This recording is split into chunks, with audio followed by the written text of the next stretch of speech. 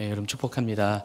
오늘 시편 69편부터 72편까지 하면서 제2권을 마무리합니다. 특별히 이번 시편 제2권은 42편부터 72편까지인데 거의 3분의 2 정도가 굉장히 좀 이렇게 내용이 좀 이렇게 우울한 내용들이 많이 있습니다. 탄원시가 많이 있어요. 그래서 이게 준비하면서 굉장히 이게 어려워요. 계속 그 처절한 그 다윗의 아픔과 상처를 고백하는 거고 그렇기 때문에 어렵습니다. 그래서 물론 여러분이 오늘 강의는 제가 오늘로 끝나지만은 시편 강의는 끝나지만은 이 시편 강의는 월말까지 다 해야 돼요. 근데 개인적으로는 부활절 되기 전에 끝내서 저는 참 감사해요. 뭔지 아세요? 그만큼 이제 강의 준비가 쉽지가 않다는 겁니다. 물론 내용이 어렵다는 게 보다도 그냥 내용이 좀 부담스러워요. 근데 이번 주 다 끝나게 됐습니다. 오늘 이제 마지막 단락, 5번째 단락을 마치고 다음 주에는 엔타임 강의 다시 돌아가서 아마 에베소 교회를 하게 될 거고요. 그리고 그 다음 수요일 날은 5월 1일이 됐는데 그때 사무엘상 5월 6월은 사무엘상을 하거든요. 사무엘상 강의를 하게 될 것 같습니다. 그래서 오늘이 이제 시편 제2권의 마지막 강의입니다. 제가 이제 시편 2권을 5개 단락으로 쭉 나눠줬어요. 그렇죠? 여기 이제 42편부터 72편까지 모두 31권의 시가 있는데 이것을 또 세분화해서 5개로 나눠줬고요. 근데 이 5개 모두가 어떤 사이클이 있다고 설명드렸어요. 탄원시가 있고 그리고 이 탄원시에 뒤이어서 뭐 감사시, 찬양시 또 오늘 이제 단락은 제왕시 이런 식으로 탄원시가 아닌 다른 주제의 시들이 또 이렇게 후반부에 등장합니다. 그래서 탄원시는 좀 비관적인 내용이 많이 있죠. 그런데 그 나머지 뒤에 나와 있는 그 그룹은 긍정적인 내용으로 이렇게 배열이 되어 있어요. 여러분이 시편 한 편 한 편을 다 해보면 그런 것들이 눈에 안 보이는데 전체적인 그림을 보듯이 이것을 보면은 이 시편 제2권은 이렇게 이런 그래프 있죠. 이렇게 올라갔다 내려갔다는 이런 사이클로 된 그래프로 표현할 수가 있습니다. 맨 처음에 내려가 있죠. 탄식시부터 시작해서 내려갔다가 올라갔다가 다시 내려갔다 올라갔다. 마치 우리 인생의 굴곡과 비슷한 것 같아요. 우리가 어느 시즌에 정말 이게 하나님께 탄원을 드릴 수밖에 없는 힘든 시기를 보냅니다. 근데 평생 그렇게 가는 거 아니잖아요. 다시 쨍하고 해뜰 날이 오잖아요. 다시 이제 긍정적이고 밝은 그런 시간대가 옵니다. 그런데 그걸 끝나는 게 아닙니다. 평생 그렇게 행복해지는 게 아니라 또 힘든 시즌이 오고요. 다시 하나님은 그런 우리를 이렇게 세우셔서 올리고 또 내려갔다 올라갔다. 근데 그렇게만 보면은 그 하나의 우리의 고저가 있는 우리 인생의 그 주기를 보면은 인생이 맨날 그런 것 같은 어떤 좀 그것도 좀 비관스러운 어떤 느낌이 들지만은 근데 좀 그것도 오랜 시간을 두고 보면은 분명 이렇게 올라갔다 내려갔다 하는 사이클이 있긴 하지만은 전체적으로 보면 어떻게 돼요? 상승 그래프를 타고 있다는 것을 우리가 알게 됩니다. 그래서 하나님께서 우리에게 고난을 주시는 것은 또 고난도 줬다가 또 고난이 회복되는 시즌을 주고 계속 반복적으로 하지만은 한 번 고난을 통과할 때는 어떻게 해요? 다음번 고난에 대하는 우리의 마음가짐, 태도, 반응이 좀 달라지죠. 그전에는 작은 일에도 우리가 낙심하고 원망하고 또 실족하는 모습이 많이 있지만은 그런데 그 다음에 그런 어떤 상황이 되면 어떻게 해요? 조금 더 나아져 있죠. 몰라요. 어떤 분들은 더 거꾸로 내려갈 수도 있는 분도 있는데 믿음으로 반응하는 분들은 대부분 이렇게 올라가는 상승 그래프를 탑니다. 자세히 보면 이렇게 올라갔다 내려갔다는 게 있는데 전체적으로 넓은 각도에서 보면 쭉 올라갑니다. 그래서 여전히 여러분 하나님 나라에 갈 때까지 고난은 있어요. 없는 게 아닙니다. 고난은 있는데 고난을 대하는 우리의 반응은 확실히 달라짐을 경험합니다. 그래서 신앙생활 10년, 20년, 30년을 하는데 30년 전이나 지금이면 똑같은 분들은 문제가 있는 분이에요. 내려간 분은 더 문제가 있죠. 근데 일반적으로 대부분의 성도들은 이렇게 올라갑니다. 특별히 주임제교회 성도님들은 제가 보면은 그 상승 그래프 각도가 좀 이렇게 좀 가파르게 올라가는 것 같아요. 예전에 처음 이렇게 봤을 때는 본인도 답답하지만은 저도 답답하고 하나님 보시기엔 더 답답한 분들이 있었어요. 근데 잘 견뎌내고 통과하고 보면 몇 년 지나잖아요. 3년, 5년 지나면은 확실히 달라져 있습니다. 그렇죠? 여러분 자신이 봐도 내가 좀 기특해 보이지 않습니까? 저 말고요. 여러분 자신이 좀 기특해 보이지 않아요? 기가 특별하다고요? 좀 기특하죠. 옛날에는 내가 이 정도는 아니었는데, 근데 제가 봐도 그런 분들이 많이 있습니다. 그게 성장하는 거죠. 우리가 성장하기 때문에 누가 봐더라도 그렇게 달라진 모습으로 보입니다. 그러나 미시적으로 보면 여전히 우리에게는 이 고난과 축복이 계속 사이클이 돌고 돈다는 사실을 아시기 바랍니다. 그런 측면에서 제 2권의 마지막 단락이에요. 2권에 5개의 소단락으로 나눠지는데 이 단락도 그런 측면에서 시작할 때와 지금 마지막 끝날 때 42권부터 시작해서 72권에 갈 때까지 이것도 똑같이 그런 사이클, 그런 그래프로 올라가게 됩니다. 그래서 1권의 주제와 2권의 주제가 좀 이따 다루겠지만은 비슷한 점이 있습니다. 뭐가 비슷하냐면은 그 1권과 2권이 마무리가 비슷해요. 오늘 이 69편부터 72편이 2권의 마무리 부분인데 역시 1권의 마무리인 39편부터 41편의 내용을 보면은 엇비슷한 표현들, 엇비슷한 내용들이 많이 나와 있어요. 한번 볼까요? 시편 39편 8절 이게 2권의 뒷부분입니다. 그거와 시편 69편 5절 오늘 하는 제 2권의 마지막 단락 같이 한번 읽어볼까요? 나를 모든 죄에서 건지시며 우매한 자에게서 욕을 당하지 아니하게 하소서. 또 하나님이여 주는 나의 우매함을 아시오니 나의 죄가 주 앞에서 숨김이 없나이다. 자신의 죄에 대해서 인정하고 고백하는 부분인데 표현이 비슷합니다. 그냥 비슷합니다.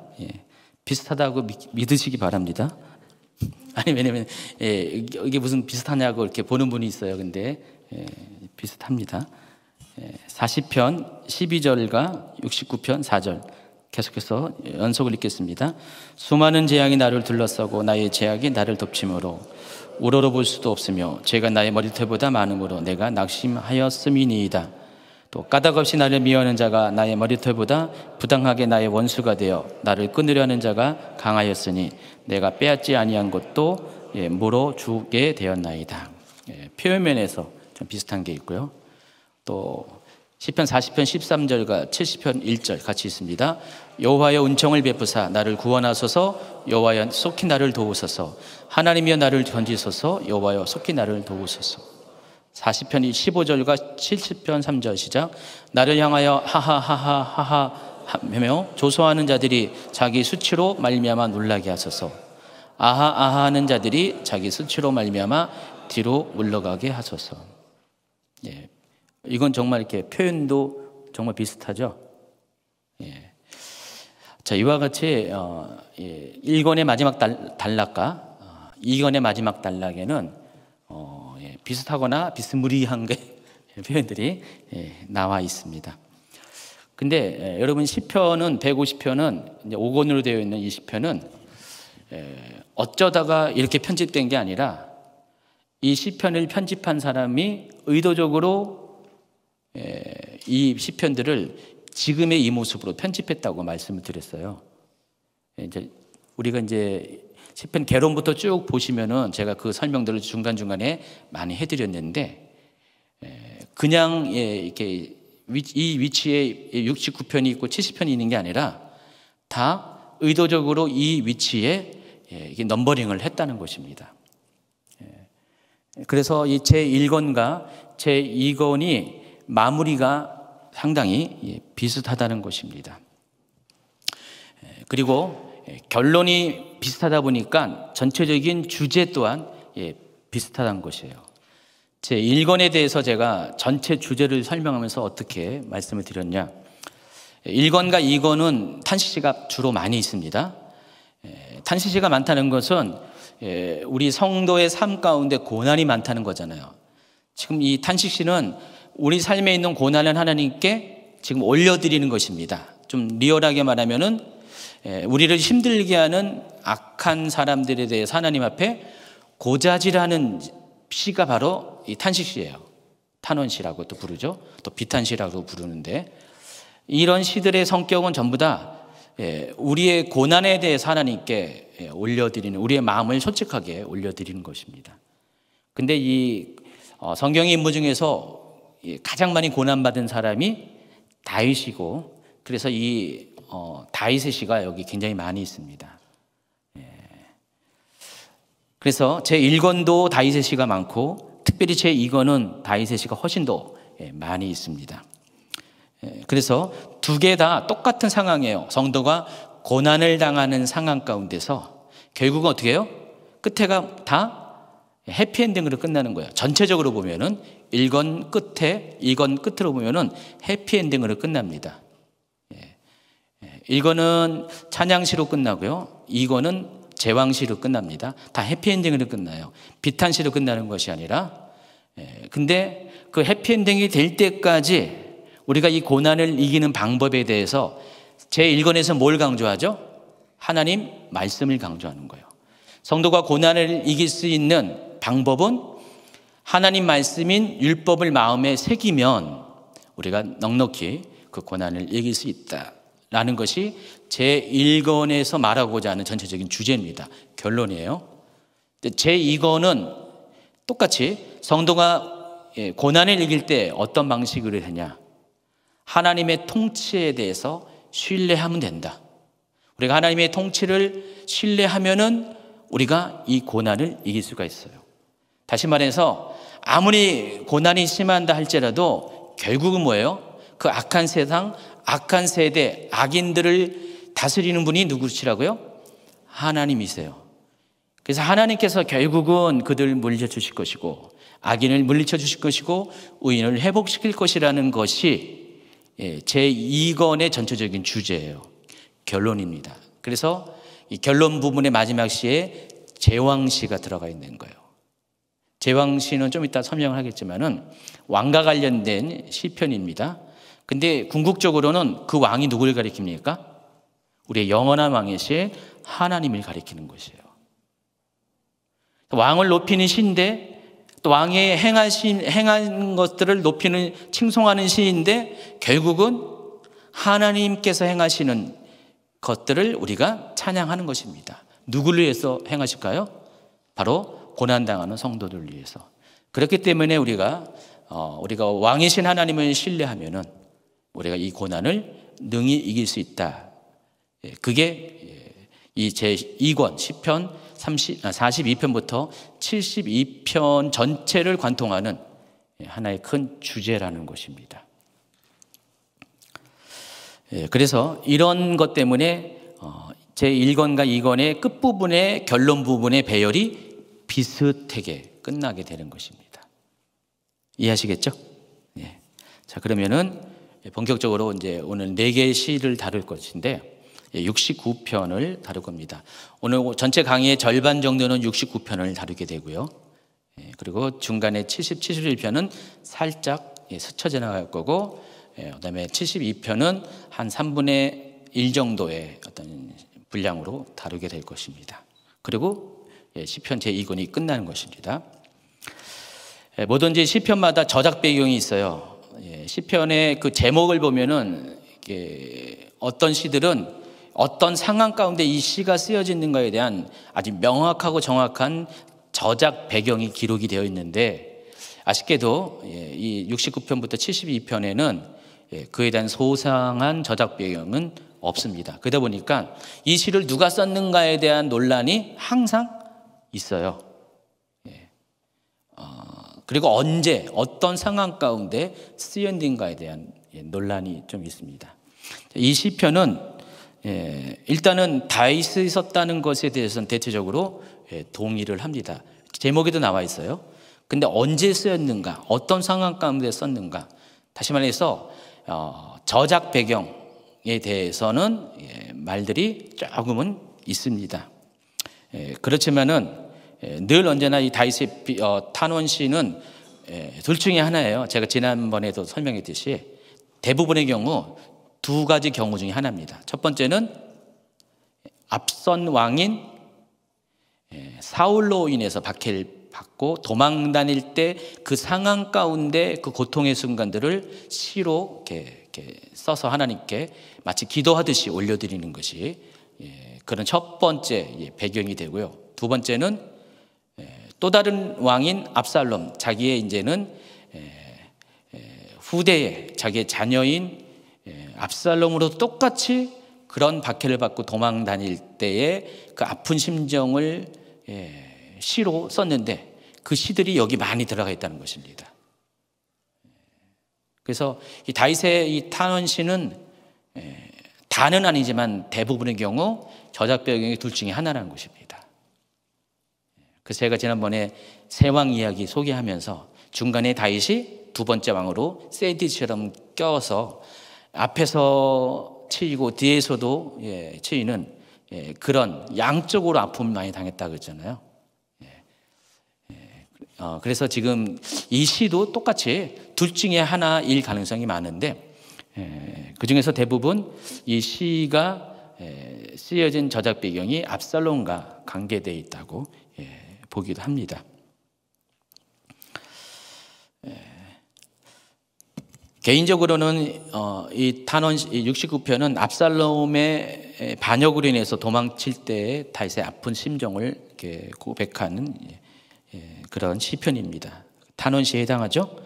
그런데 이 69편은 독특하게 그것으로 끝나는 것이 아니라 이 안에는요, 예수님의 고난과 관련된 내용들이 다수가 포함되어 있어요. 그럼 그런 시편이 몇 개 있어요. 특히 시편 22편이 가장 그 예수님의 고난에 대해서 많이 다룬 시편입니다. 이 시편 1절이 나의 하나님 나의 하나님 어찌하여 나를 버리셨나이까를 시작해요. 어디에 똑같은 내용이 있습니까? 예수님의 가상 7원 가운데 복음서에 십자가에 달려서 예수님께서 하신 말씀 중에 나의 하나님 어찌하여 나를 버리셨나이까, 이렇게 실려졌어요. 그래서 이 시편 22편이 예수님의 고난을 예언적으로 기록한 시편이다 해가지고 메시아 시라는 별칭이 있습니다. 또 다른 분류가 있어요. 22편이 이제 메시아의 고난과 관련된 내용들이 있어서 메시아 시라고도 분류하기도 합니다. 근데 69편도 마찬가지예요. 이 안에도 예수님의 고난과 관련된 표현들이 여러 부분에 들어가 있습니다. 그래서 69편이 22편과 함께 예수 그리스도의 순환에 관련된 시로서 굉장히 비중이 있는 시라는 것을 여러분이 아시기 바랍니다. 그것을 한번 확인해 볼까요? 요한복음 15장 25절을 한번 읽겠습니다. 그러나 이는 그들이 율법에 기록된 바 그들이 이유 없이 나를 미워하였다 한 말을 응하게 하려 함이라. 여기 보면은 지금 요한복음에서 예수님께서 구약 성경을 인용했는데, 근데 그 인용된 구약 성경이 어딜까요? 오늘 본문에 있어요. 69편 4절 같이 읽어볼까요? 까닭없이 나를 미워하는 자가 나의 머리털보다 많고 나를 끊으려는 자가 강하였으니 내가 빼앗지 아니한 것도 물어주게 되었나이다. 바로 이 부분을 예수님께서 인용을 했다는 것입니다. 또 요한복음 2장 17절에 보면은 제자들이 성경 말씀에 주의 전을 사모하는 열심히 나를 삼키려 한 것을 기억하더라. 사도 바울도요, 로마서 15장 3절에서 그리스도께서도 자기를 기쁘게 하지 아니하셨나니 기록된 바 주를 비방하는 자들의 비방이 내게 미쳤나이다 함과 같으니라. 여기다 인용이잖아요. 인용구를 표현한 거잖아요. 뭐뭐함과 같으니라. 근데 그 내용이 어디 있어요? 시편 69편 9절에 같이 있습니다. 주의 집을 위하는 열성이 나를 삼키고 주를 비방하는 비방이 내게 미쳤나이다. 또 요한복음 19장 29절 거기 신포도주가 가득히 담긴 그릇이 있는지라 사람들이 신포도주를 적신 해면을 우슬초에 메어 예수의 입에 대니. 자, 근데 이게 미리 69편에 예언적으로 이 상황이 예고되어 있다는 것입니다. 69번 21절 그들이 쓸개를 나의 음식물로 주며 목마를 때에는 초를 마시게 하였사오니. 또 한 군데 더 보겠습니다. 로마서 11장 9절 또 다윗이 이르되 그들의 밥상이 올무와 덫과 거치는 것과 보응이 되게 하시옵고. 자, 이게 69편 22절에 그들의 밥상이 올무가 되게 하시며 그들의 평안이 덫이 되게 하소서. 보시면은 이렇게 69편에 있는 내용 중에서 네 개가 네 부분이 신약성경에 예수님과 관련된 인용 구절로 인용되어 있다는 것을 알 수가 있습니다. 그래서 69편이 개인적인 비탄시인과 동시에 탄원시인과 동시에 예수 그리스도의 순환을 이야기하는 메시아시이기도 하다라는 것을 여러분이 아시기 바랍니다. 자, 그러면 이제 69편은 제가 약간 이렇게 길어서 한 절 한 절은 다 못하고 그 안에서도 또 잘라서 전체적인 흐름을 소개해 드리도록 하겠습니다. 먼저 1절부터 12절을 보겠습니다. 언제나 이 비탄시는, 이 탄원시는 구조적으로 어떻게 되죠? 앞부분은 자기가 당하는 상황에 대해서 탄식, 그리고 그것을 또 탄원하죠. 탄식이란 거 뭐죠? 혼자서 슬퍼하는 것을 말하는 거고요. 탄원은 하나님께 그 내용을 보고해 드리는 거죠. 그러니까 탄식과 탄원이 전반부에 실려져 있어요. 그리고 후반부는 갑자기 분위기가 확 바뀌어가지고 어떻게 돼요?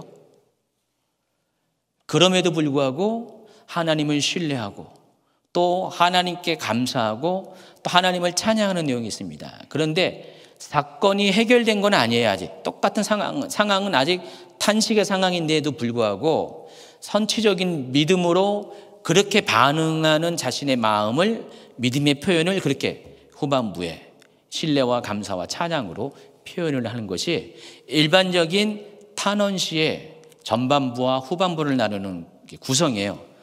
그래서 여러분 이렇게 탄원시를 보면은 전반부는 거의 대부분 그런 내용, 전반부는 탄식과 탄원의 내용, 그리고 후반부는 신뢰와 감사와 찬양의 내용이 실려져 있다는 것들을 머리에 입력하고 읽으시면 돼요. 그럼 이게 탄원시였구나. 여러분 이렇게 바로 눈치를 챌 수가 있습니다. 그래서 지금 69편의 초입도 그 탄식의 이야기를 다루고 있습니다. 다윗은 자신에게 임한 고통의 상황을 구체적으로 묘사하는데 이것을 고통의 언어로 표현을 해요. 여기 보시면은 1, 2, 3절을 같이 있습니다. 하나님이여 나를 구원하소서. 물들이 내 영혼에까지 흘러 들어왔나이다. 나는 설 곳이 없는 깊은 수렁에 빠지며 깊은 물에 들어가니 큰 물이 내게 넘치나이다. 내가 부르짖음으로 피곤하여 나의 목이 마르며 나의 하나님을 바라서 나의 눈이 쇠했나이다. 여기 표현된 물들, 깊은 수렁, 깊은 물, 큰 물, 비유적인 표현인데 자신의 상황이 지금 이와 같은 상태에 있다는 것입니다. 깊은 물에, 깊은 수렁에 빠져 있는 상태, 도저히 헤쳐나가지 못하는 그런 막막한 상황들, 그 상황 때문에 구원해달라고 부르짖음으로 인해서 목이 말라버리고 또 나의 눈까지 쇠할 정도의 완전히 육체적인 에너지까지 완전히 쇠잔하는 그런 상태, 그런 상태가 지금 다윗이 겪고 있는 그런 상태입니다. 그것을 지금 시적인 언어로 표현한 거예요. 비유적으로 표현한 거예요. 자기가 겪고 있는 상태를. 그리고 나서 4절부터는 이제는 비유적인 게 아니라 실제로 자기가 당하는 상황을 현실적으로 있는 그대로 표현을 합니다. 그래서 제가 이제 4절부터 쭉 이렇게 했는데 그것을 밑줄을 한번 친 부분을 다시 이렇게 정리를 했어요. 그래서 구체적인 상황에 대해서, 현실에 대해서 이렇게 네 가지의 현실을 하나님께 호소를 합니다. 첫 번째가 69편 4절 같이 읽어볼까요? 까닭 없이 나를 미워하는 자가 나의 머리털보다 많고 부당하게 나의 원수가 되어 나를 끊으려 하는 자가 강하였으니 내가 빼앗지 아니한 것도 물어주게 되었나이다 라고. 지금 다윗이 당하는 상황은 그거예요. 1, 2, 3절은 어떤 비유적으로 표현했잖아요. 큰 물, 깊은 우덩이, 물에서 빠져 있는 거, 이런 것들을 수렁 이렇게 표현했는데 현실적으로 그것이 의미하는 게 뭐냐, 깊은 수렁이, 큰 물이 의미하는 게 뭐냐. 첫 번째가 많은 악한 사람들이 이유 없이 나를 증오하고 있는 상황에 처해 있다는 것입니다. 여러분 때로 그럴 수가 있잖아요. 사람들이 전부 다 나를 원수 대할 때가 있지 않아요? 한 번도 안 겪어봤어요? 언젠간 겪으시기를 축원합니다. 왜요? 그런 거 싫습니까? 근데 겪어봐야 돼요. 다 질고를 겪어봐야지 하나님 마음도 아시고 예수님 마음도 알고 또 사람들에 대해서 알아요. 근데 이런 거 안 겪어보면은요 몰라요. 제가 이제 사람들하고 대화를 하잖아요. 근데 뭐 어디 아픈 분이 있잖아요. 어디 특정한 부위가 아픈 분들. 근데 자기가 어디 아프다고 얘기를 하잖아요. 근데 그러면 거기 안 아파 본 사람은 어떻게 해요? 그러려니 해요. 근데 내가 아팠던 사람은 어떻게 돼요? 관심이 가죠. 측은하죠. 그러면은 말이 통해요. 좀 아까 제가 오기 전에 이제 미국에서 누님 부부가 왔어요. 부부가 왔는데 아직 못 봤어요. 다리가 아파가지고 여기 치료받으러 왔대요. 그래가지고 이제 만나려고 했는데 시간이 안 돼서 내일 만나려고 전화를 했더니 또 시간이 또 거기 바쁘셔가지고 못 만나게 됐어요. 그러면서 제가 들었어요. 이제 형 집에 묵고 있는데 다리가 아파서 치료받으러 왔잖아요. 그래서 아까 이런저런 얘기하다가 아우 목사님 바쁘지 하면서 괜찮아 뭐 바쁘면 안 만나도 되니까 뭐 통화해도 되니까 막 얘기해요. 그래서 실은 제가 뭐 요즘 이렇게 바쁘기도 바쁘지만은 치료받는다고 그치 어디가 아프냐고 그래가지고 다리가 아프다니까 갑자기 눈이 번쩍 떠 있는지 다리 어디가 아프냐고 하면서 꼬치꼬치 막 묻는 거예요. 언제부터 아팠냐? 네, 만약에 다른 사람 같으면 다리 아파? 그래, 기도해야지. 아마 그렇게 끝날 거예요. 근데 아프니까 어디가 아프냐, 언제부터 아프냐, 많이 아프냐 뭐 하면서 계속해서 집중적으로 질문을 하더라고요. 그런 거예요, 그렇죠? 그래서 여러분 때로 이유 없이 그냥 사람들한테 한번 미움도 한번 받아보시면은요, 그런 사람 심정을 알게 됩니다. 저는 웬만하면 여러분이 아직 강도는 아직 깊지 않을 정도로 어느 정도 다 그런 인생의 쓴맛, 신맛 다 봤으면 좋겠어요. 단맛만 좋아하는 분이 있잖아요. 그러면 단맛이 정말 소중한 거 잘 몰라요, 그렇죠? 쓴맛도 겪어봐야 되잖아요. 쓴맛도 봐야지 단맛에 소중함을 압니다. 그래서 제가 그런 의미에서 여러분 이렇게 고난당하라고 축원한 게 아니라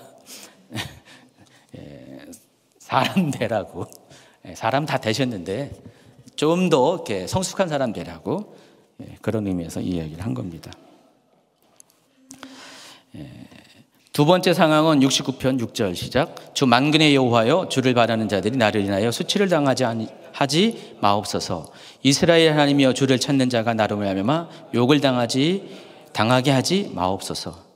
지금 이거는 이제 동일한 이야기를 표현만 이렇게 바꿔서 한 겁니다. 동의 반복법인데, 주를 바라는 자들이 또 주를 찾는 자, 같은 얘기잖아요. 믿음의 사람들이 자기로 인하여서 수치를 당하지 않게 하소서. 자기 때문에 욕을 당하지 않게 하소서. 지금 상황이, 다윗이 당하는 상황이 어떻다는 거예요? 자기만 이유 없이 욕먹는 게 아니라 자기 때문에 신실한 사람들이 같이 욕을 먹고 있어요. 여러분, 때때로 그러잖아요. 나 혼자 고생하는 거는 참았는데 나 때문에, 나로 인해서 죄 없는 다른 사람이 고생당할 때 여러분 더 힘들지 않아요? 마음이 불편하죠? 전혀 불편함이 안 느끼는 사람도 있을 수가 있는데, 정상적인 사람은 나 때문에 누군가가 죄 없는 사람이 힘들어하면 그게 더 힘들잖아요. 그렇죠? 나는 뭐 나이기 때문에 그렇지만, 지금 다윗이 당하는 상황이 그거예요. 지금 압살롬 때문에 지금 다윗이 도망을 가는 상황 가운데 다윗만 지금 고난당하는 게 아니라 다윗과 함께한 자들도 똑같이 그렇게 고난을 당하는 상황이 만약에 오늘 저작 배경이라면은 다윗은 그것을 염두에 두고 지금 그 말을 하고 있다는 것입니다.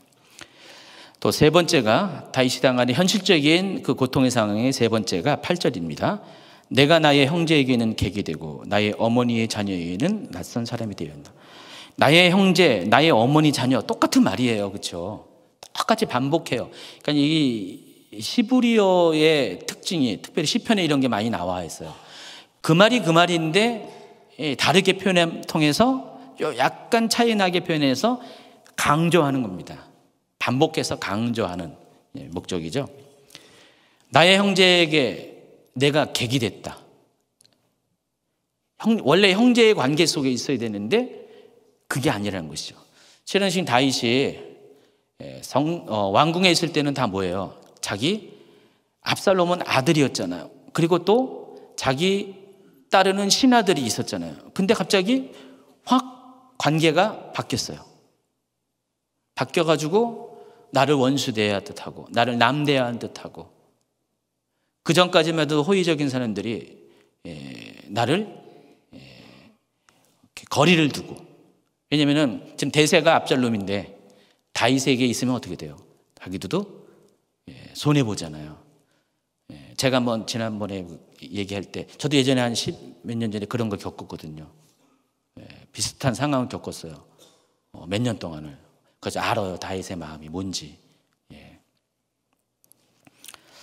그런 상황이 지금 다윗 가운데 이렇게 펼쳐져 있다는 것입니다. 네 번째가 9절부터 12절까지인데 한번 읽어볼까요? 주의 집을 위하는 열성이 나를 삼키고 주를 비방하는 비방이 내게 미쳤나이다. 내가 곡하고 금식하였더니 그것이 도리어 나의 욕이 되었으며 내가 굵은 배로 내 옷을 삼았더니 내가 그들의 말거리가 되었나이다. 성문에 앉은 자가 나를 비난하며 독주에 취한 무리가 나를 두고 노래하나이다. 다윗이 한 것은 오직 하나님 말을 의뢰한 건데, 하나님 말을 의뢰했던 다윗의 모든 진실이 어떻게 해요? 가려져 가지고 왜곡되고 오해가 돼 가지고 오히려 자신의 신앙이 조롱거리가 되었습니다. 사람들은 결과를 보잖아요. 그 사람의 중심을 보는 게 아니라 결과를 보기 때문에 대부분 그래요. 뭐가 잘못됐다. 지금 다윗과 같은 상황이 돼 있으면 분명히 다윗이 뭔가 하나님 앞에 죄를 져서 저랬을 거야. 하나님 앞에 온전했으면 저런 상황에 빠진다는 것은 말이 안 되지 하면서 사람들은 그렇게 다윗의 신앙을 판단했고 조롱을 했습니다. 물론 다윗이 이와 같은 압살롬한테 반역을 당하는 것은 다윗이 저지른 죄로 인한 건 맞아요. 그게 뭐였죠? 밧세바와의 간음 때문에, 우리아를 죽이는 그것 때문에 하나님께서 이미 이런 일이 있을 것이라고 선지자를 통해서 나단 선지자를 통해서 예고를 하신 것이에요. 거슬러 올라가면 그렇다는 것입니다. 근데 이 현실 상황 가운데서는 다윗이 지금 이 상황 가운데 죄를 지은 건 아니었어요. 근데도 불구하고 하나님께서는 다윗에게 이런 상황을 허락을 하셨다는 것입니다. 그래서 사람들은 막 이렇게 조롱을 합니다. 예전에 보면은 욥에게도 그랬잖아요. 욥의 친구들이 위한다고 격려한다고 하면서 그렇잖아요. 사람들이 제일 이렇게 힘들 때 어려울 때 위로한다고 하면서 바른 말하는 사람, 그런 사람 있잖아요. 내가 힘들고 어려울 때 막 위로한다고 하면서 바른 말하는 사람이 얼마나 미운가. 그런 거 경험하셨어요?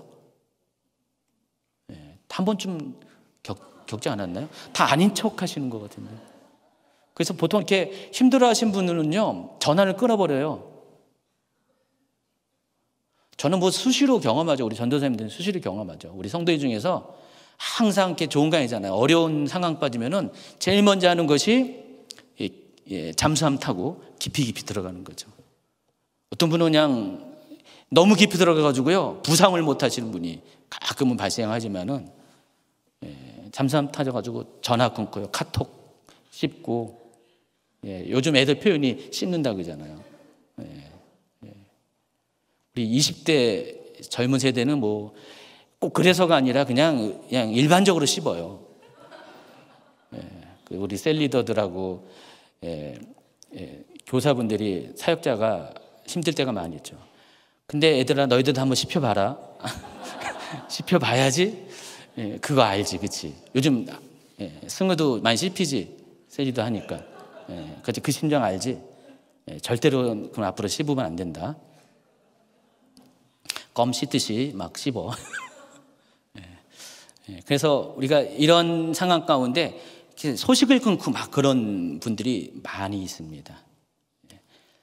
다윗이 지금 그런 상황이에요. 다윗을 다 외면하고요, 조롱하고 막 그런 것들.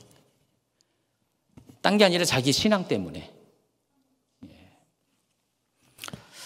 첫 번째 단락은 1절부터 12절까지는 이와 같이 자신이 지금 겪고 있는 상황을, 현실적인 상황을 이렇게 조목조목 하나님 앞에 호소를 합니다.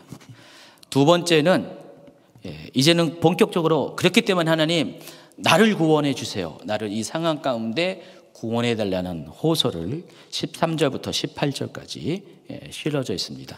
여기도 똑같이 1, 2절에서 표현했던 수렁, 깊은 물, 큰 물들을 다시 한번 반복적으로 사용합니다. 그런데 앞절과는 다른 게 뭐냐? 1, 2절과는 다른 것은 1, 2절은 그냥 단지 그런 상황만 토로를 했다면은 여기서는 14, 15절에는 그렇기 때문에 하나님 나를 구원해 달라라는 호소가 추가적으로 실려져 있습니다.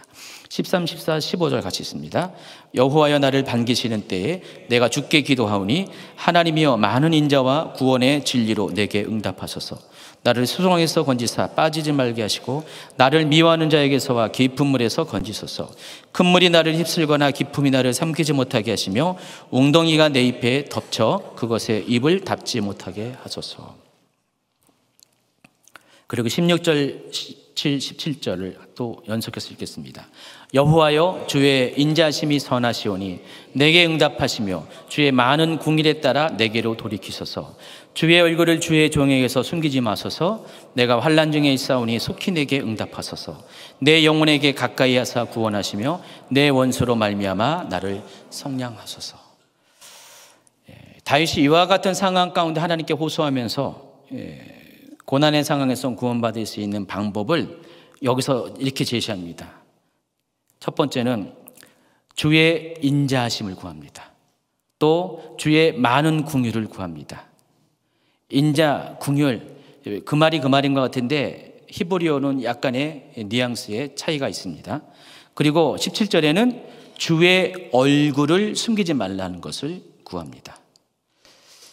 그래서 여러분이 지금 앞전에 다윗이 고백했던 이런 상황들을 겪게 되잖아요.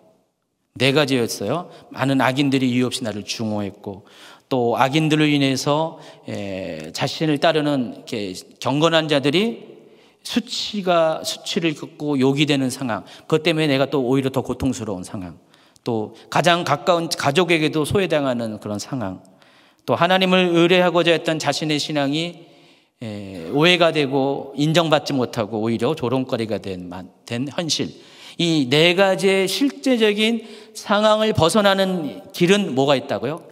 아닙니다, 내가 이러지 않습니다, 항변하는 게 아니라, 그 사람들하고 막 맞서 싸우는 것이 아니라 하나님의 인자를 구하고 하나님의 궁유를 구하며 하나님의 얼굴을 구할 때 이 부분이 해결된다는 것입니다.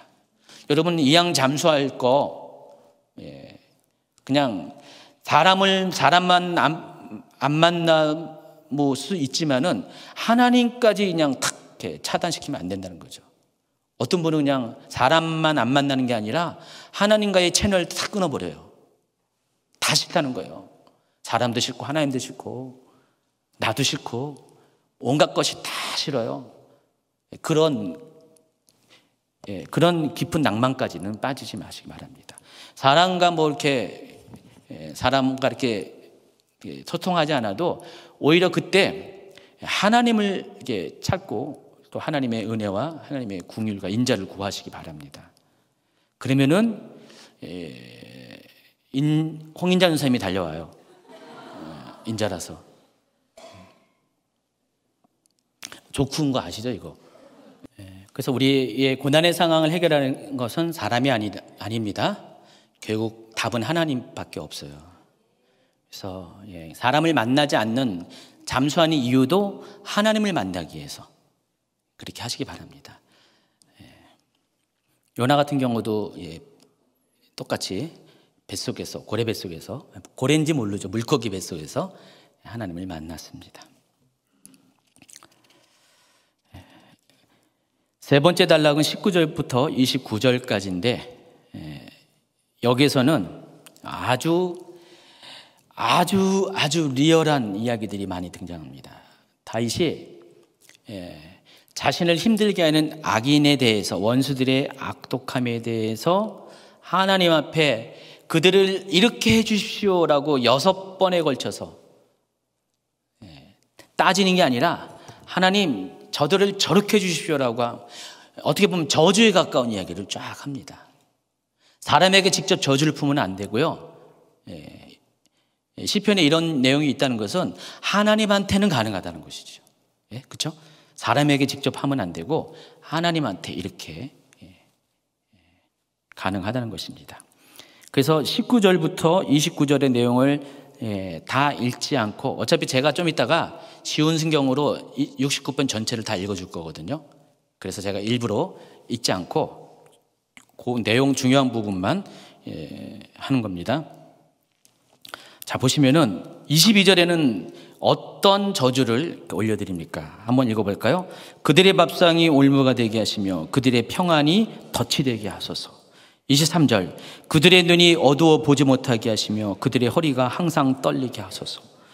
24절, 주의 분노를 그들의 위에 부으시며 주의 맹렬하신 노가 그들에게 미치게 하소서. 25절, 그들의 거처가 황폐하게 하시며 그들의 장막에 사는 자가 없게 하소서. 27절, 그들의 제약에 죄악을 더하사 주의 공의에 들어가지 못하게 하소서. 28절, 아주 심각한 아주 저주입니다. 시작. 그들의 생명책에서 지우사 의인들과 함께 기록되기 말게 하소서. 6가지에 걸쳐서 다윗은 자신을 힘들게 하는 그 악인들에 대해서 어떻게 보면 굉장히 잔인한, 어떤 믿는 사람이 저럴 수가 있어요. 하나님 아는 사람이 저럴 수가 있을 정도로 이렇게 저주의 요청을 하게 됩니다. 그런데 한 가지 아셔야 될 것, 이 시가 개인적인 비탄시인과 동시에 뭐예요?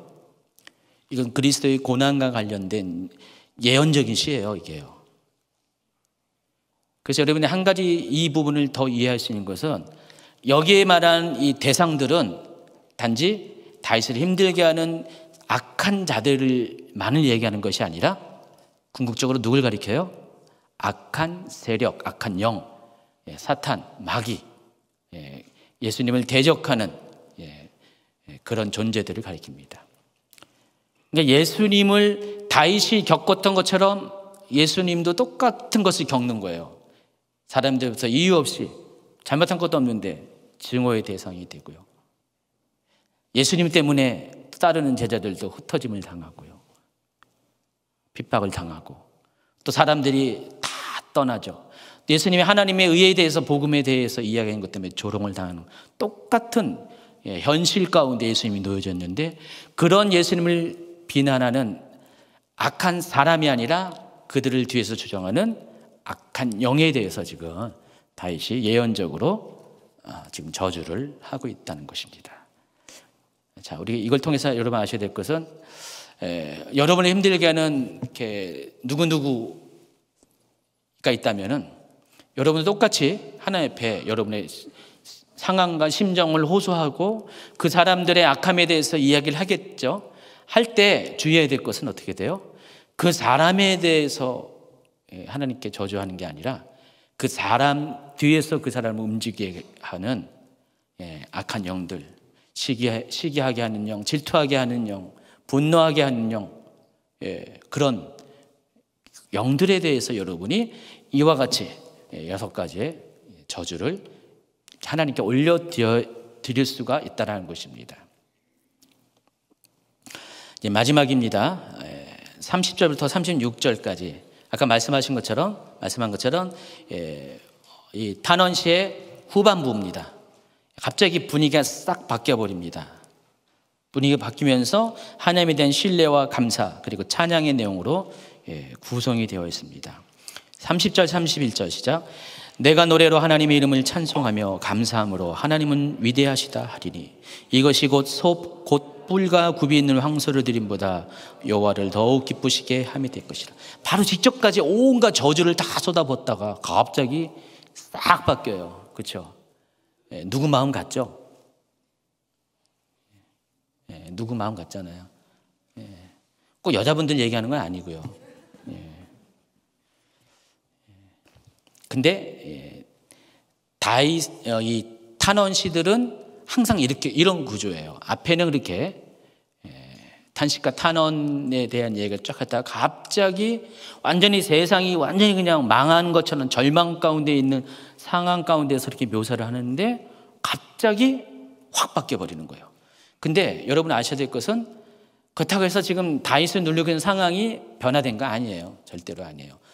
지금 그 상황 가운데 쓴 거예요. 근데 다윗은 그 상황을 먼저 하나님께 올려드리고 난 다음에 그것으로 끝나는 것이 아니라 그럼에도 불구하고 이제는 예언적으로 이 모든 상황이 바뀔 것에 대해서 선제적인 믿음을 가지고 아직은 현실은 그렇지 않지만은 먼 장래에 있을 그런 회복을 믿음으로 끌고 와서 그것을 먼저 고백을 하는 거예요. 믿음의 고백을 하는 거예요.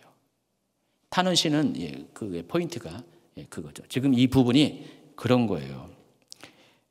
뭐 지금 기뻐서 그런 거 아닙니다. 즐거워서 노래가 나올 정도로 막 이렇게 환경이 좋아서 그런 것 아닙니다. 그럼에도 불구하고 내가 노래로 하나님 이름을 찬송하며 감사함으로 하나님을 위대하시다 하리니.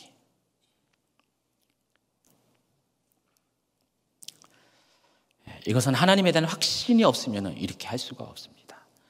하나님 막 힘들어요, 어려워요, 죽을 것 같아요, 너무 고통스러워요, 저 사람 왜 저래요, 하나님 사람들이 왜 나를 이렇게 이해하지 못하고 오해하고 왜곡하고 하나님 너무나 힘들어서 나 지금 당장 죽고 싶어요, 주님 자살하면 안 되니까 저 빨리 데려가면 안 돼요, 막 그렇게 여러분 기도할 수가 있잖아요.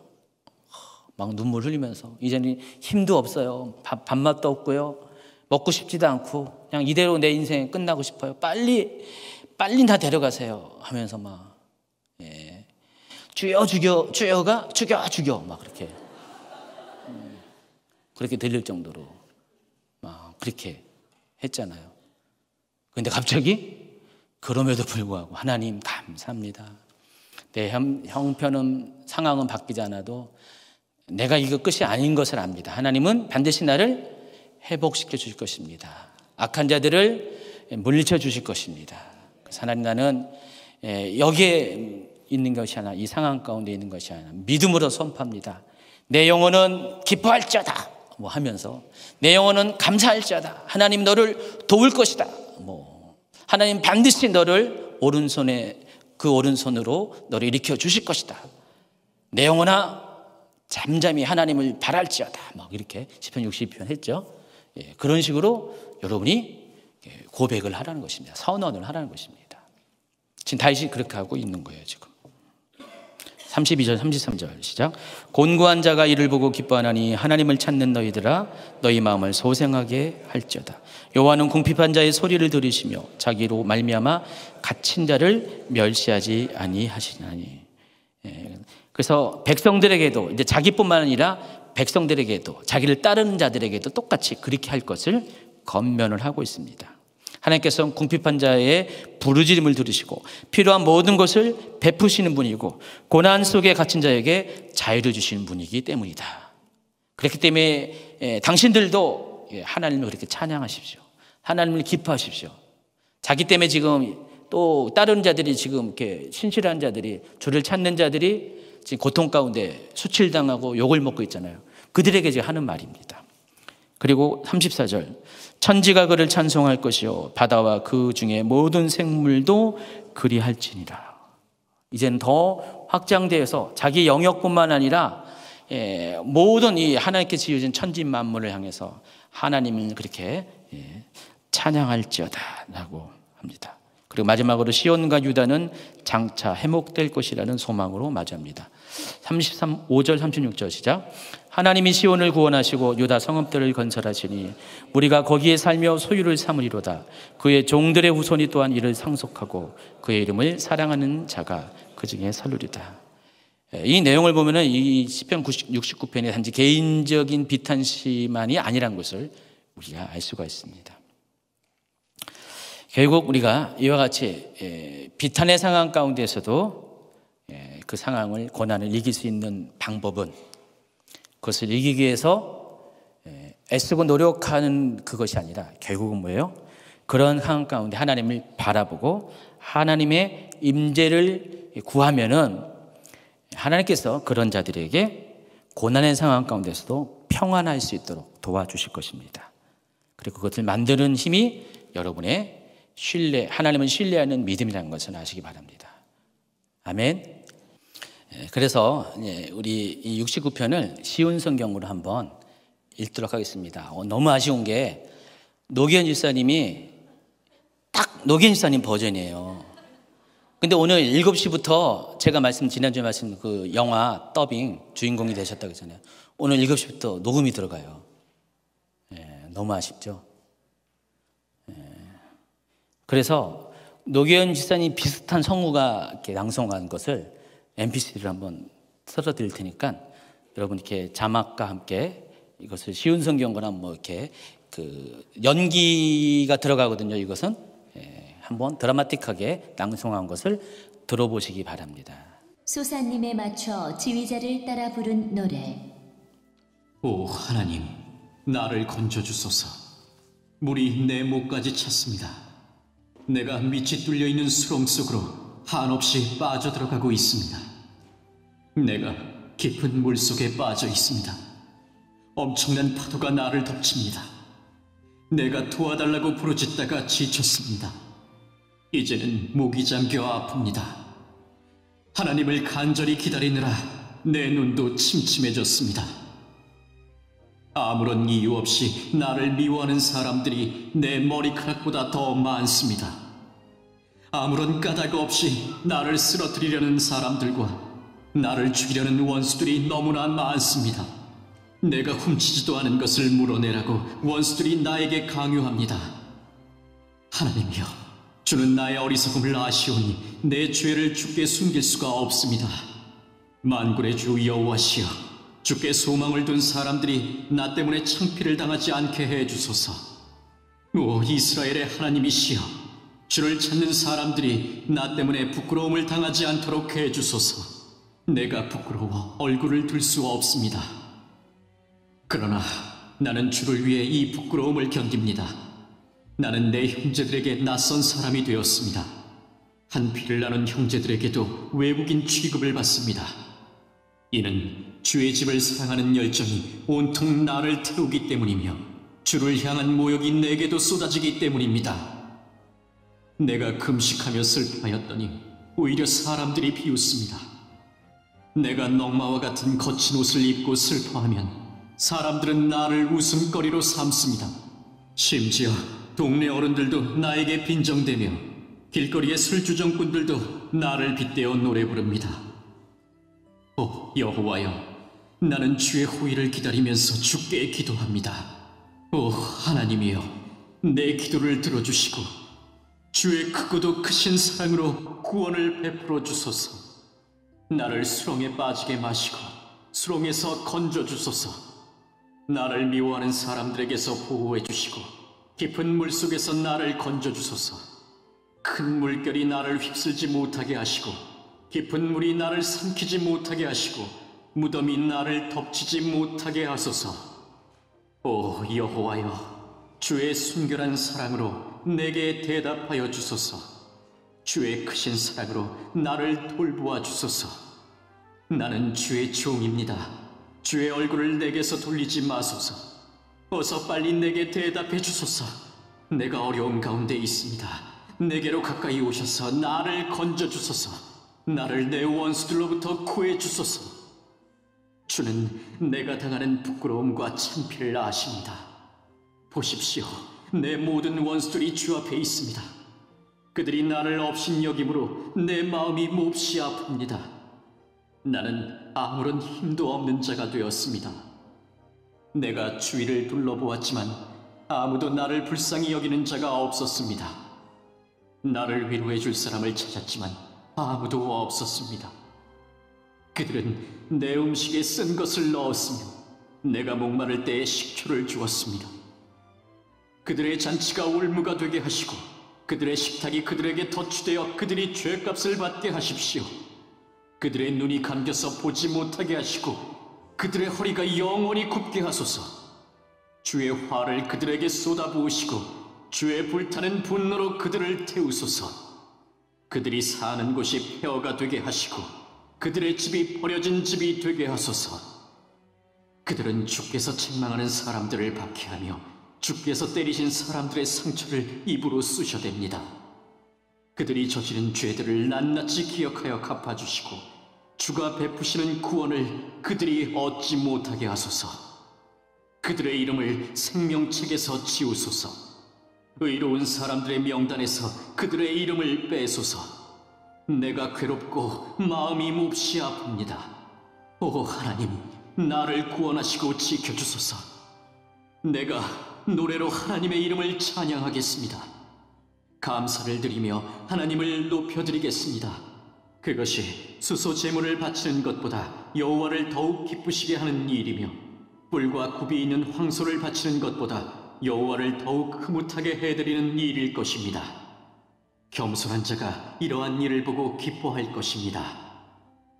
하나님을 섬기는 사람들이여, 용기를 가지십시오. 여호와는 가난한 사람들의 부르짖는 소리에 귀를 기울이시며 포로된 주의 백성을 업신여기지 않습니다. 하늘과 땅이여, 하나님을 찬양하여라. 바다와 그 속에 있는 모든 것들아, 하나님을 찬양하여라. 하나님께서 시온을 구원하시고 유다의 마을들을 다시 세우실 것입니다. 그때에는 사람들이 거기에 살면서 땅을 갖게 될 것입니다. 하나님의 종들의 자녀들이 그 땅을 물려받을 것입니다. 어때요? 딱 들으니까 좀 여러분이 정서 안에 좀 들어오지 않아요? 70편은 넘어갑니다. 70편도 역시 탄원시고요.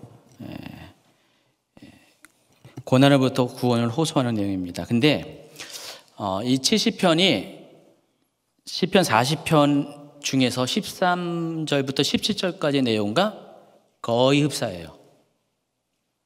여러분 좀 보세요. 쭉 보시면은 약간의 차이가 있어요. 표현에 약간의 차이가 있지만은 거의 같은 내용을 담고 있습니다. 한 가지 특징적으로 차이점이 하나님을 부르는 호칭이 좀 달라요. 여러분 시편은 엘로힘 시편이 있고 야훼 시편이 있다는 거 아시죠? 하나님을 부르는 호칭이 어느 그룹에서는 다 여호와 야훼로 부르고요. 또 어느 그룹에서는 엘로힘으로 부르는 그 차이가 있어요. 시편 40편은 뭐로 불렀어요? 하나님은 여호와로 불렀고요. 70편은 여기는 그냥 엘로힘, 하나님이라고 했지만은 히브리어에서는 엘로힘입니다. 엘로힘으로 불렀습니다. 요 차이가 있습니다. 그리고 이 70편은 40편에 있는 내용을 한 부분을 뚝 띄어서 갖고 온 거잖아요. 이유가 있을 것이라고 추정합니다. 그 중에서 큰 것은 이 시편만 별도의 예배 시에 사용하는 목적으로 따로 편집했기 때문에 이렇게 70편으로 따로 이렇게 분리가 돼서 나왔다라는 입장이 있습니다. 그래서 희생제사가 드릴 때 찬양하기에 적합한 시기 때문에 요것만 40편에서 부분적으로 떼와서 70편으로 만들었다라는 입장이 있고요. 또 그것이 또 69편 다음에 배치된 이유도 69편 내용과 70편이 유사하기 때문에 뭐 그런 정도. 나머지는 뭐 굳이 설명 안 해도 될 것 같고요. 71편으로 넘어가겠습니다. 71편도 연속되어지는 탄환시고요. 저자에 대해서 예레미야라고 생각하는 분도 있고 또 다윗으로 보는 견해도 있습니다. 여기 저자에 대해서 언급이 안 돼 있기 때문에 보통 이 내용을 통해서 우리가 이것은 누가 지을 것이다 라고 추측도 가능한데 다윗일 가능성이 많다는 것입니다. 또 내용상 다윗의 노년 시기에 쓰여진 시로 추측이 됩니다. 그래서 71편을 노년의 기도라고 별칭으로 따로 부르기도 합니다. 그 내용이 있어요. 71편 9절 한번 읽어볼까요? 늙을 때 나를 버리지 마시며 내 힘이 쇠약할 때 나를 떠나지 마소서. 17, 18절 하나님이여 나를 어려서부터 교훈하였으므로 내가 지금까지 주의 기이한 일들을 전하였나이다. 하나님이여 내가 늙어 백발이 될 때에도 나를 버리지 마시며 내가 주의 힘을 후대에 전하고 주의 능력을 장래의 모든 사람에게 전하기까지 나를 버리지 마소서 그랬습니다. 그래서 이 71편은 전반부와 후반부가 명확하게 나눠져요. 그래서 탄원시기 때문에 전반부는 뭐라고요? 탄식과 탄원의 내용. 그리고 후반부는 신뢰와 감사와 찬양. 이렇게 내용이 구분됩니다. 그래서 먼저 다윗은 반석이시여 요새이신 하나님께 핍박하던 자들부터 자신을 안전하게 보호해줄 것을 요청합니다. 1, 2, 3, 4절. 그리고 5절부터 8절에서는 자신의 기도를 들으신 하나님이 어떤 분인지에 대한 신앙 고백을 드려요. 그리고 9절부터 13절까지는 그 신앙 고백 위에 본격적으로 자신의 처지에 대해서 하나님께 탄원을 올려드립니다. 이게 전반부의 내용이에요. 자세한 것은 여러분이 읽으시면은 뭐 그리 어렵지가 않으니까 확인할 수가 있고요. 그런데 한 가지 여러분이 기억해야 될 것은 9절에 보시면은 다윗이 이 탄식의 상황 가운데 탄식의 상황 가운데 가장 힘들어했던 것이 무엇인지를 우리가 알 수가 있어요. 9절 읽어볼까요? 늙을 때 나를 버리지 마시며 내 힘이 쇠약할 때 나를 떠나지 마소서. 지금 다윗이 이 12편의 저자가 다윗이라면은 또 다윗의 노년의 시기에 쓴 시편이라면은 그 노년 때 가장 힘든 게 뭘까?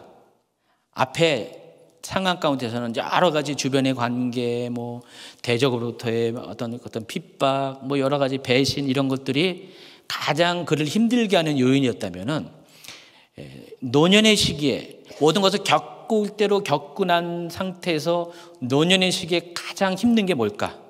이 구절을 보면은 바로 하나님과의 교제가 끊어지는 것, 하나님께 단절된 것이 가장 힘든다는 것을 우리가 추측할 수가 있습니다. 제가 이렇게 요즘 이렇게 장례 이번 주 화요일도 장례가 있어가지고 장례를 갔다 왔는데 86세에 돌아가셨더라고요. 요즘은 돌아가시면 웬만하면 80세 이상 되더라고요. 88세였어요? 88세에 돌아가셨대요. 그러니까 웬만하면 다 80대예요. 70대 돌아가신 분은 굉장히 젊게 돌아가신 거예요. 근데 이번에도 보니까 이제 집사님이신데 아들이 모시고 있다가 이렇게 점점 이렇게 모시기 힘들어지니까 병이 깊어지니까 대부분 어디 가요? 요양병원에 가잖아요. 요양병원에서 몇 년 계시다가 결국은 임종을 자녀들이 지키지 못했어요. 얼마 전에 이제 돌아가실 것 같아서 자녀들이 다 갔는데 안 돌아가셔가지고 이번에는 자녀들이 없는 상태에서 임종을 맞이하게 되셨다고 하더라고요. 요즘 돌아가신 분들은 굉장히 좀 안 됐어요. 그냥 아파서 돌아가는 게 안 된 게 아니라 혼자 요양병원에서 쓸쓸하게 돌아가신 분들이 너무 많아요. 그렇죠? 요즘 시대의 트렌드인 것 같아요. 그렇죠? 근데 제가 이제 그분들의 입장을 한번 딱 대봤어요. 한번 생각해 봤더니 제가 만약에 요양병원에서 늙어서 있다가 지금이야 여러분 제가 이제 50대잖아요. 지금 55세잖아요. 지금 한참 이렇게 사람 관계도 그렇고 모든 활동이 이렇게 많은데 시간이 가면 갈수록 70, 왜 원로 목사님들이 왜 이렇게 욕심을 부릴까라는 것이 이해가 돼요. 70 전까지 이제 은퇴하시기 전까지 활발하게 활동하시다가 딱 은퇴를 하니까 어떻게 돼요? 사람들이 자기를 안 알아주시는 거예요. 그러니까 막 원로 목사님들이 그냥 설교를 시켜달라고 그렇게 목을 매신 이유가 설교를 매주 하다가 이 설교 지금 한참 바쁠 때는 목사님들이 그래요.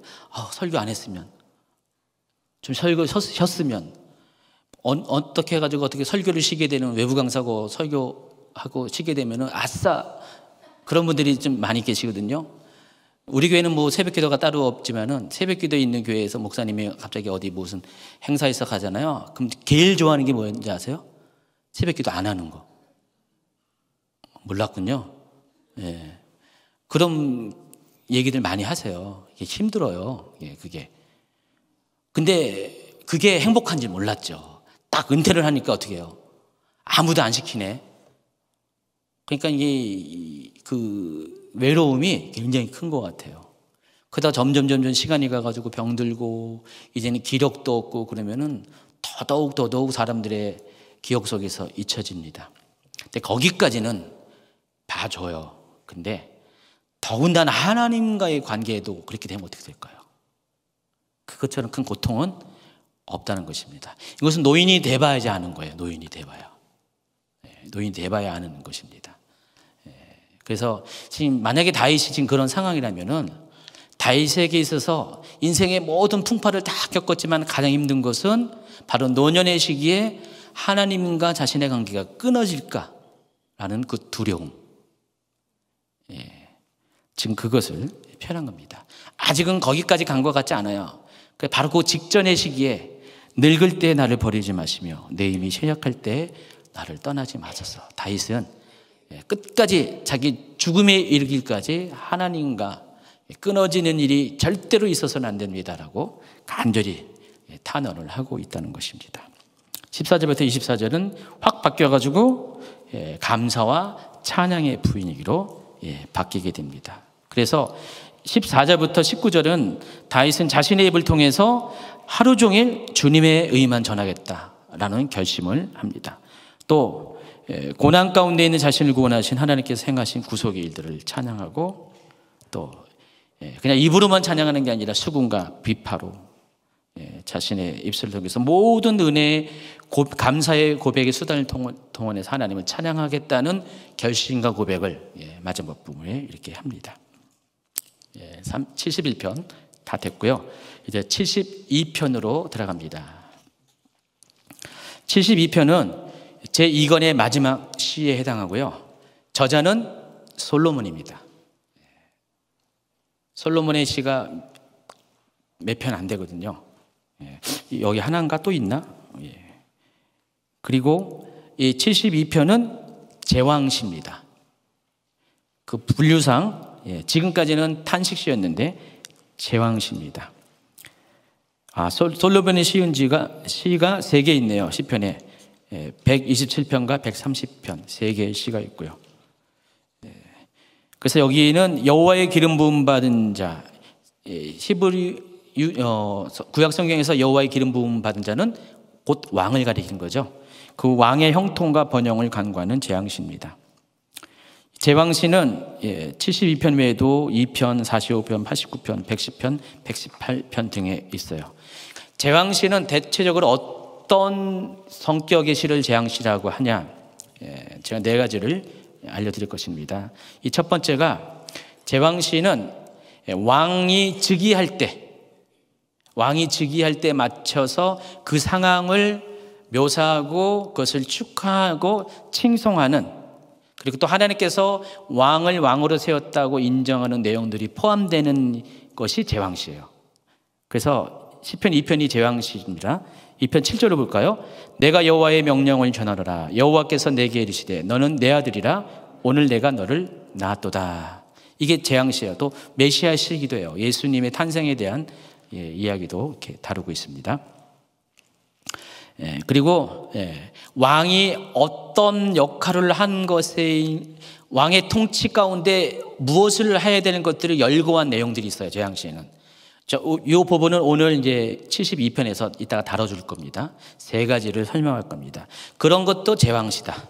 또 3번째가 제왕시는 하나님께서 과거에 기적적으로 행하신 일들을 앞으로 계속해서 계속해 주시기를 소망하며, 그것이 왕의 초점을 맞춰가지고 왕을 통해서 그렇게 해달라는 기도가 포함된 것이 제왕시고요. 그리고 4번째가 중요한 겁니다. 제왕시는 제왕시로 끝나는 것이 아니라 거의 대부분이 메시아시와 연결이 돼요. 여기서 왕은 결국 궁극적으로 누굴 가리킨다고요? 예수 그리스도를 가리킵니다. 하나님을 가리킵니다. 그래서 여기서 말하는 이 왕국은 메시아 왕국을 가리킵니다. 장차 도래할 메시아 왕국. 물론 이 메시아 왕국은 신약 성경에 보면은 계시록에서 천년왕국으로 이거 성취가 되는데, 메시아가 통치하는 그 나라의 형편, 모습들을 이 제왕시 안에서 이렇게 설명을 합니다. 그래서 이 4가지의 제왕시의 요소가 있어요. 이 중에 하나에 속하면 다 제왕시라는 것입니다. 자, 그럼 구체적으로 72편을 소개하고, 이제 얼마 안 남았어요. 2페이지밖에 안 남았습니다. 자, 1절부터 7절은 아까 여기 얘기한 것처럼 제왕시에 들어갈 내용들이 3가지가 있다고 그랬죠. 그래서 왕의 통치에 대한 이야기를 할 겁니다. 1절부터 7절까지는. 그런데 여기에서 왕의 통치의 특징을 3가지로 이야기합니다. 첫 번째 특징이 뭐냐? 왕이 통치할 때는 의와 공의로 통치를 하라는 것입니다. 여기서 의는 왕의 통치의 원칙을 가리키는 것이고, 공의는 실제적인 방법을 가리키는 것입니다. 의로서 통치하는데 공의롭게 통치하라는 것입니다. 그래서 한 나라의 왕은 첫 번째 공의의 수호자가 되어야 한다는 것입니다. 1, 2, 3절 같이 있습니다. 시작. 하나님이여 주의 판단력을 왕에게 주시고 주의 공의를 왕의 아들에게 주소서. 그가 주의 백성을 공의로 재판하며 주의 가난한 자를 정의로 재판하리니 의로 말미암아 산들이 백성에게 평강을 주며 작은 산들도 그리하리로다. 자세한 얘기는 안 합니다. 2번째, 왕의 통치의 특징. 하나님이 택한 제대로 된 왕은 이렇게 통치해야 된다. 2번째, 가난한 자들의 보호자가 되어야 한다. 그래서 압제자들부터 궁핍자들을 돌봐야 되고요. 왕이 해야 될 것이. 왜냐하면 하나님께서 인정하는 왕이 통치하는 나라는 그런 나라가 되어야 되기 때문에 지금 그 얘기를 하고 있습니다. 4절, 5절 같이 있습니다. 그가 가난한 백성의 억울함을 풀어주며 궁핍한 자의 자손을 구원하며 압박하는 자를 꺾으리로다. 그들이 해가 있을 동안에도 주를 두려워하며 달이 있을 동안에도 대대로 그리하리로다. 3번째, 왕의 통치의 3번째 특징은 평강입니다. 6절, 7절. 그는 벤 풀 위에 내리는 비같이 땅을 적시는 소낙비같이 되리니 그의 날에 의인이 흥황하여 평강의 풍성함이 달이 닿을 때까지 이르리로다. 하나님이 뜻대로 통치하는 그 왕이 다스리는 왕국에서는 하나님께서 이와 같이 복을 내리기 때문에 이와 같은 평강이 임할 것이다 라고 이야기하고 있습니다. 지금 시인이 솔로몬이잖아요. 솔로몬이 이 시를 쓰면서 자기의 왕국에 대해서 이렇게 되어야 된다는 자신의 입장을 얘기하는 거예요. 왜냐하면 이 나라는 비록 자기가 통치하고 있지만은 하나님이 통치하는 하나님의 나라이기 때문에 첫 번째는 의와 공의로 통치되는 나라가 되어야 된다. 두 번째, 가난한 자, 압제당하는 자, 궁핍한 자가 왕의 보호함을 받는 나라가 되어야 된다. 세 번째, 공의와 연결된 겁니다. 세 번째, 그 나라는 하나님께서 하나님 뜻대로 통치하는 나라가 되기 때문에 하나님의 복을 받아서 평강의 나라가 되어야 된다. 자, 이것이 정말 제대로 된 올바른 왕이 통치하는 나라의 세 가지 모습이라는 것이고, 자, 이것이 솔로몬 때 이루어졌나요? 이루어진 부분도 있지만은 또 이루어지지 않은 부분도 많이 있죠. 그래서 이 세 가지의 표현들은 FM이에요. FM이라는 건 뭔지 아시죠? 표준이라는 것인데, 정말 하나님이 인정하는 왕이 다스리는 나라는 이 세 가지대로 나라가 되어져야 되는데, 그런데 역사적으로 이 기대치가 완벽하게 이루어진 때는 아무 때도 없었다는 것입니다. 다만 다윗과 솔로몬 때 약간 근접은 했어요. 그러나 이스라엘 역사상 아무 때에도 이러한 나라가 되어진 적은 없습니다. 그런데 이런 나라가 되어질 것입니다. 언제요? 정말로 하나님께서 통치하는 예수 그리스도께서 메시아가 통치하는 그때가 오면, 메시아 왕국이 오게 되면은 이러한 세상이 오게 될 것이다. 그것을 위한 예언적인 간구예요. 지금 솔로몬이 하나님 그런 나라가 되게 해달라고, 자기가 통치하는 나라도 그렇게 되어지길 원하지만은, 그러나 궁극적으로 이 세상이 메시아가 통치하는 그런 나라가 되게 해달라고, 그렇게 예언적인 간구가 담겨져 있습니다. 그리고 8절부터 14절에는 이제는 앞서 소개한 내용들이 한 나라의 경계에 국한되는 것이 아니라 나라 밖까지 확장되어서 모든 나라가 그렇게 되기를 원하는 그런 소원함을 다루고 있습니다. 실제적으로 다윗과 솔로몬 시대에 이스라엘은 가장 영토가 컸어요. 컸고요. 가장 부유했고 가장 강성했습니다. 그런데 여전히 한정적이고 제한적이었습니다. 그런데 메시아 왕국이 임하게 되면은 이것들이 완벽하게 이루어질 것이라는 것입니다. 그러니까 이 제대로 된 왕이 통치하는 나라의 특징은 번영이라는 것인데, 그 번영이 메시아가 통치할 때 완벽하게 이루어진다, 그 얘기를 하고 있습니다. 또 세 번째 단락이 15절부터 17절까지인데, 이미 방금 얘기했네요. 12절부터 한번 읽어볼까요? 시작.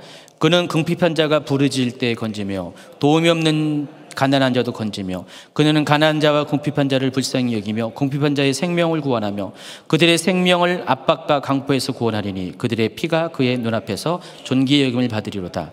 그들이 생존하며 수바의 금을 그에게 드리며 사람들이 그를 위하여 항상 기도하고 종일 찬송하리로다. 산 꼭대기의 땅에도 곡식이 풍성하고 그것의 열매가 레바논같이 흔들리며 성에 있는 자가 땅의 풀같이 왕성하리로다. 그의 이름이 영광이며 그의 이름이 해와같이 장관이로다. 사람들이 그로 말미암아 복을 받으리니 모든 민족이 다 그를 복되다 하리로다. 지금 솔로몬은 그런 나라가 되기를 원한다는 고백을 가지고 이 시편을 썼는데, 그런데 궁극적으로는 이 나라는 언제 이루어진다고요? 메시아가 통치하는 나라가 될 때 이루어진다는 것입니다. 그리고 18절과 19절은 이제 마지막으로 하나님께 대한 영광을 올리는 것으로 이 시를 마무리합니다. 홀로 기이한 일들을 행하시는 여호와 하나님 곧 이스라엘 하나님을 찬송하며 그 영화로운 이름을 영원히 찬송할지어다. 온 땅에 그의 영광이 충만할지어다. 아멘. 아멘. 여러분, 아멘이라는 것은 네, 그렇습니다, 아시죠? 히브리어예요. 근데 그 네, 그렇습니다를 2번 반복했어요. 아멘, 아멘 하면서 지금 이 제왕시에 소개한 솔로몬 왕국의 진정한 하나님 왕국으로서의 모습을 소개하고 번영을 소개하면서 마무리하는 거예요. 그렇습니다. 이런 나라가 반드시 이루어질 것입니다. 하나님이 통치하신 나라가 되면은 여러분의 삶에도 이런 나라가 임할 것입니다. 여러분이 속한 공동체도 이럴 것이고요.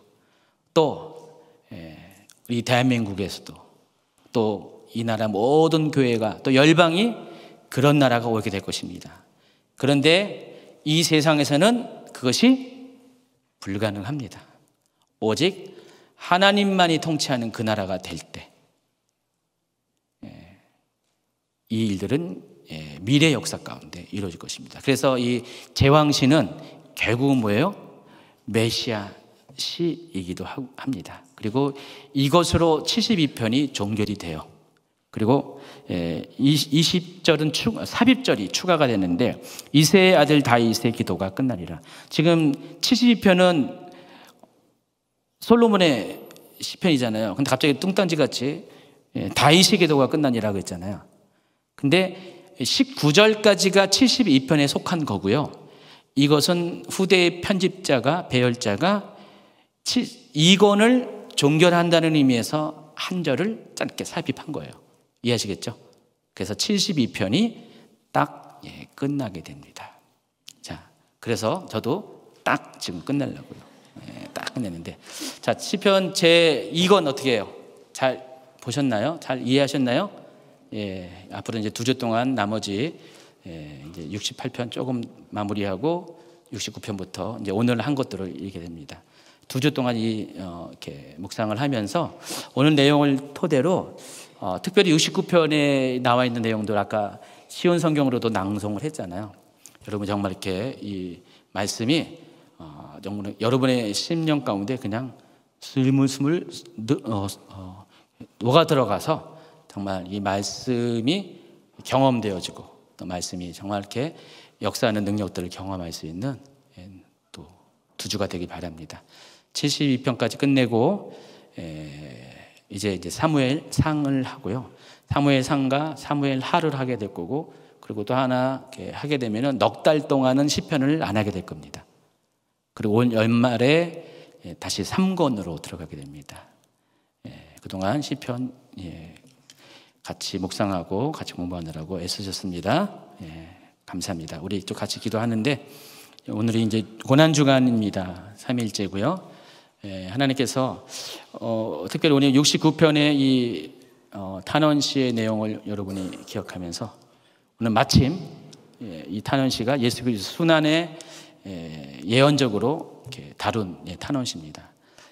정말 예수님께서 이 다윗이 느꼈던 이 고통, 고난, 그 절박한 심정, 배신감, 홀로 된 이런 것들을 예수님도 십자가에서 그대로 느끼셨습니다. 근데 그것이 누구를 위한 것이라고요? 바로 여러분을 위한 것입니다. 또 여러분을 이해하고 또 그런 상황에 빠져 있는 여러분을 다시 살리시고자 하는 하나님의 철저한 낮아짐입니다.